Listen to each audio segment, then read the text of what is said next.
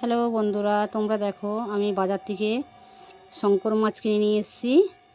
একদম টাটকা শঙ্কর মাছ কিনে নিয়ে এসেছি। আর শঙ্কর মাছটা আমি গোটা তুলে আনতে পারিনি, মানে 10-12 কিলো ওয়েট হবে মাছটা, ওখান থেকে অল্প কেটে নিয়ে এসেছি।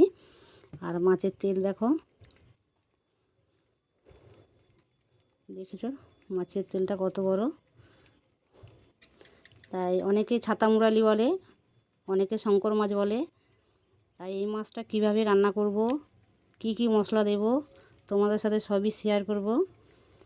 আর তোমরা এই মাছটাকে কে কি মাছ বলো চেনো, আমাকে কমেন্টে জানাবে।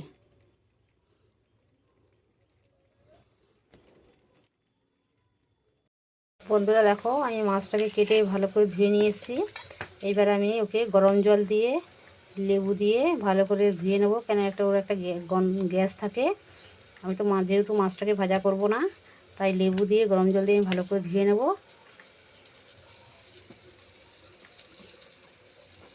দেখো আমি লেবু নিয়ে নিয়েছি, কেটে লেবু নিয়ে নিয়েছি।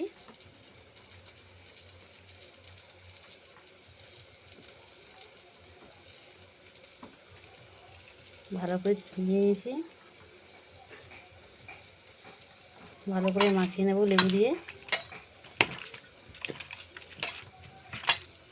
কেন ওর একটা গ্যাস থাকে, তো যেহেতু মাছটাকে ভাজা করব না, তাই জন্য একটু গরম জল দিয়ে ধুয়ে নেব।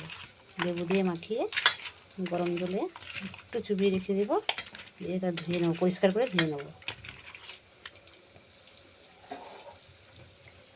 দেখো গরম জল গ্যাসে বসিয়ে রেখেছিলাম।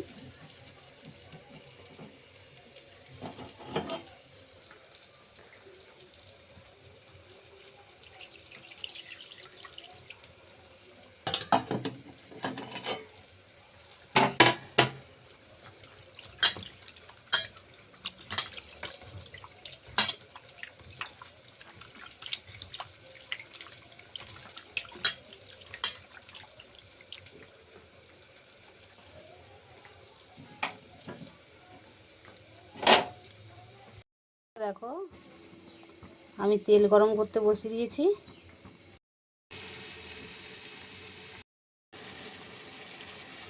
দেখো আমি এইভাবে রান্না করেছি, মাছের ঝালটা করেছি, আমি আলু দেইনি। খুবই ভালো লাগে খেতে এই মাছটা। দেখো এইভাবে রান্না করবে তোমরা, আর যদি ভালো লাগে লাইক কমেন্ট শেয়ার করে দেবে।